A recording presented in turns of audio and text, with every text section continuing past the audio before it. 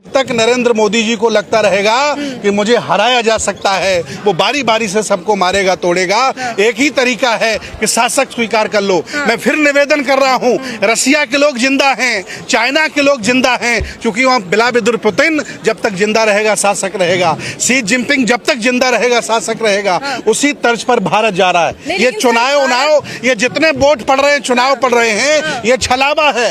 ये भारत की जनता का पैसा लूटने का काम हो रहा है। इसका कोई परिणाम नहीं। हर चुनाव बीजेपी जीतेगी और बीजेपी का कब्जा होगा। 10% लोग आंदोलित नहीं है भारत में, 90% लोगों ने सरेंडर कर दिया है। और जब 90% आंदोलित होते हैं तब कहीं बड़ी क्रांति खड़ी होती है। न कॉकरोच आंदोलन में कुछ हो पा रहा है, न किसान आंदोलन में कुछ हो पाया था। देखिए, भारत के जो छात्र हैं इनकी मांग जायज है, लेकिन ये बहुत डिले हो गया, बहुत देर हो गई है। एक बहुत कहानी आप लोगों ने सुनी होगी कि जब जंगल में आप जा रहे हों और शेर आपको घेर ले तो आप कुछ कर नहीं सकते, जो कुछ करता है वो शेर करता है। आज हालत भारत की ऐसी हो गई है।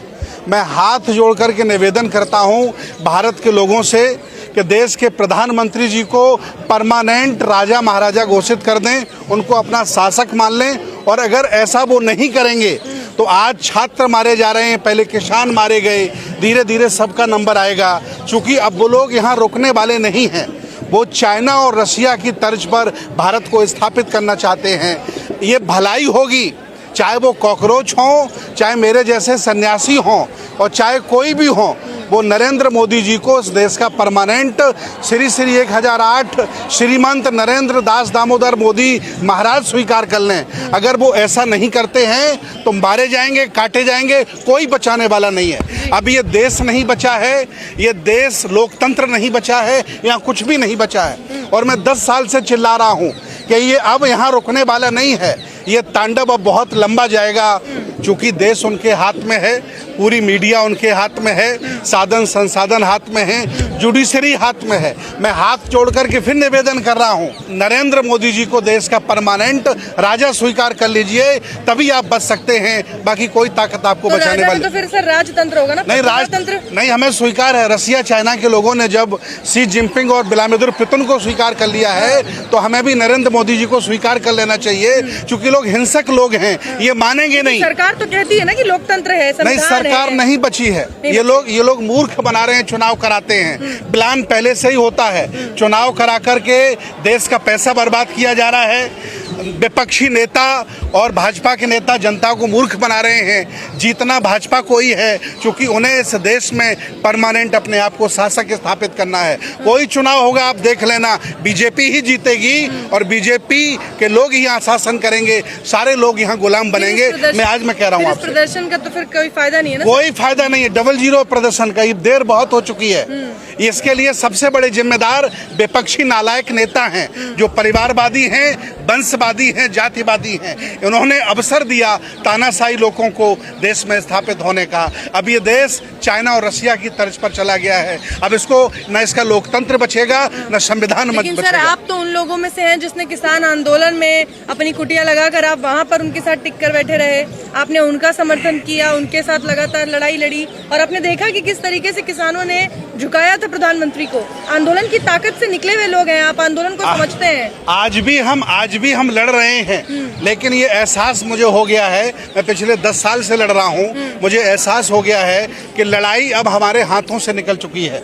ये बहुत बड़ी लड़ाई है और ये हाथों से निकल चुकी है, अब कुछ होने वाला नहीं है। इसलिए हाथ जोड़ करके निवेदन करता हूँ कि देश के प्रधानमंत्री जी को देश का परमानेंट शासक स्वीकार कर लो, उन्हें राजा मान लो, तभी बचेगी आपकी जमीन, तभी बचेगा आपका मान सम्मान, तभी बचेगी आपकी शिक्षा, न कुछ होने वाला नहीं है। लेकिन इस बार तो जिम्मा कॉकरोचेस ने उठाया ना सर, जेनजीज ने उठाया है। बहुत अलग जनरेशन है, बहुत लेट हो गए कॉकरोचेस, लोगों को समझ नहीं आती जल्दी। कॉकरोच हमारे जो अपने आप को बच्चे कॉकरोच मानते हैं, अपमान इनका किया गया। इनसे ज्यादा ताकतवर किसान हैं, इनसे ज्यादा ताकतवर देश के फौजी हैं, इनसे ज्यादा ताकतवर और भी अन्य सेक्टर के लोग हैं। सब धराशायी हो गए, बारी बारी से सबको निपटा दिया गया। तो इनको भी हताश नहीं कर रहा हूँ मैं युद्ध में लड़ा हुआ हारा हुआ व्यक्ति हूँ, और मैं अपनी आंखों से देख रहा हूँ। आज मैं आपके सामने कह रहा हूँ, और जो मैं कह रहा हूँ सत्य होगा। मैंने कहा था कि बंगाल में भाजपा बनेगी, मैंने कहा था स्टालिन खत्म हो जाएंगे। आने वाले यूपी के चुनाव में अगर सारे विपक्षी इकट्ठे चुनाव नहीं लड़े तो हाल क्या होगा, बीजेपी फिर स्थापित होगी। लोकतंत्र बचाने का क्या उपाय है? कोई उपाय नहीं बचा। अब शेर में जंगल में हम जा रहे हैं, शेर ने हमें घेर लिया है, अब हम कुछ नहीं कर सकते हैं, जो करेगा शेर करेगा। अब लोकतंत्र नहीं बच सकता है, संविधान नहीं बच सकता है, यहाँ राजशाही स्थापित होगी। और ये मैं कह रहा हूँ, ये भाजपा चाहती है और वो करके दिखा रही है। हिंदू राष्ट्र तो बनेगा ना सर? हिंदू राष्ट्र तो सुरक्षित रहेंगे, बिल्कुल हिंदू राष्ट्र बनेगा, सारे धर्म के लोग यहाँ सुरक्षित रहेंगे। एक्चुअली जब तक नरेंद्र मोदी को ये डर बना रहेगा कि मुझे हराया जा सकता है, तब तक वो बारी बारी से सबको कूटता पीटता रहेगा। जिस दिन उसे लग जाएगा कि मुझे अब कोई हरा नहीं सकता है, मैं जब तक जिंदा रहूंगा, 100 साल तक वो जिंदा रहेंगे। अभी 25 साल उन्हें देश पर शासन करना है, इसलिए लड़ना बंद करो और कुछ करना हो करो। ये सब बेकार की बातें हैं। चाइना और रशिया की तर्ज पर भारत जा रहा है। सर क्या करे, सरकार ने कुछ करने लायक छोड़ा है? नहीं, अब कुछ कर भी नहीं सकते हैं। जो कुछ करेगी सरकार करेगी, आपके हाथ में कुछ बचा नहीं है। ये सब आंदोलन, ये सब झंझट है, किसी काम का नहीं है, कुछ होने वाला नहीं है। अगर बारी बारी निपटाया जा रहा है, क्या सभी को एक साथ आना चाहिए? नहीं, सभी एक साथ नहीं आ सकते हैं, कभी एक साथ नहीं आ सकते हैं।